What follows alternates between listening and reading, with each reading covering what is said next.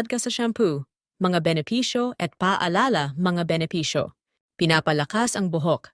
Ang vodka ay may mababang pH level na maaaring makatulong upang masilyuhan ang cuticles ng buhok. Dahilan para ito ay maging mas makintab at matibay. Binabalanse ang pH ng anit. Ang tamang pH balance ng anit ay mahalaga para sa malusog na buhok. Maaaring makatulong ang vodka na mapanatili ito. Pinipigilan ang tuyong anit. Ang antibacterial properties ng vodka ay maaaring tumulong na alisin ang mga buildup ng produkto na nagiging sanhi ng pangangati at pagkatuyo ng anit. Lance sa balakubak. Sa pag-aalis ng dumi at pagbalanse ng langis ng anit, maaaring mabawasan ang balakubak. Pinapaganda ang kintab ng buhok. Tinutulungan ng vodka na alisin ang mga nalalabing produkto na nagpapapangit sa buhok, dahilan upang ito ay maging mas makintab at masigla. Paano gamitin ang vodka sa shampoo?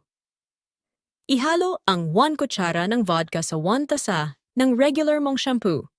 Iling mabuti upang maghalo ng maayos.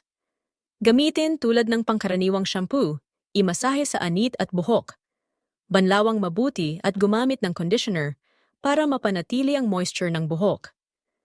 Mahahalagang paalala paghalo ng maayos. Siguraduhing diluted ang vodka bago ilagay sa anit upang maiwasan ang pagkatuyo at pangangati. Limitasyon. Gamitin lamang 1 beses kada linggo upang maiwasan ang pagkawala ng natural na langis ng buhok. Uri ng buhok. Hindi ito inirerekomenda para sa sobrang tuyong, nasirang o kulay na buhok. Sensitibong anit. Kung may sensitibong anit, mabuting kumonsulta muna sa dermatologist bago gumamit ng mga produkto na may alcohol.